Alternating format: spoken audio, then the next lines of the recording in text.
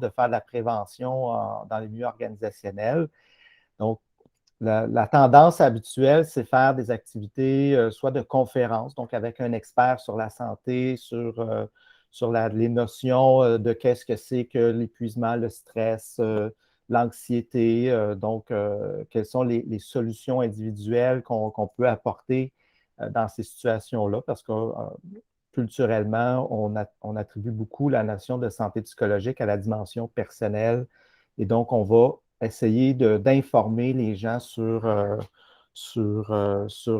mieux comprendre leurs facteurs de risque et peut-être les symptômes qu'ils n'ont pas nécessairement décodés pour idéalement les amener à consulter et à aller chercher de l'aide extérieure là, pour faire face à ces enjeux de santé psychologique-là, parce que ce qu'on veut, au final, éviter, c'est la dépression majeure, puis au plus extrême, la partie, le suicide qui vient avec le désarroi de la santé psychologique. Donc, c'est quelque chose qu'on parle peu de l'impact ultime négatif de la santé psychologique, mais c'est souvent ça quand les gens arrivent au découragement total. Donc, on veut essayer de prévenir au plus tôt possible pour éviter le pire. Hein. Donc, c'est un des éléments. Nous, ce qu'on trouvait qui manquait au niveau de la prévention, là, donc on avait la partie connaissances théoriques, c'est un peu ce que l'image amène. On a beaucoup de livres, beaucoup de connaissances, beaucoup de données.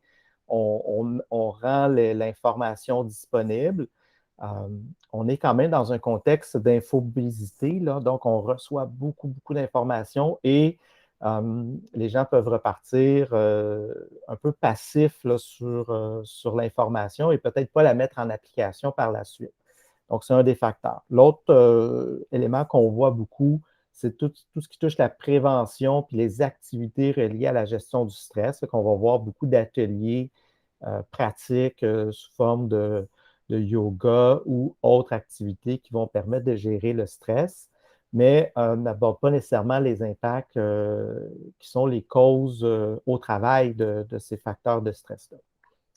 Donc, nous, avec le service, on a priorisé l'approche participative et l'approche basée sur les sens. Donc, on va amener les gens à vivre une expérience qui vont stimuler les sens, donc la vue, l'ouïe et un peu la kinesthésie, là, donc les gestes puis le comportement, pour impliquer le plus possible dans une situation, puis excusez l'expression, mais bypasser un peu le cerveau pour rentrer dans les éléments plus émotionnels. Donc, le vrai moteur de ce qui touche la santé psychologique. Hein. Donc, les grands symptômes sont beaucoup émotionnels et qui affectent l'énergie des gens. Donc, on essaie d'aller stimuler des facteurs à ce niveau-là pour impliquer les gens. Donc, ça, c'est plus la partie Pierre-Luc qui est le maître d'œuvre dans cette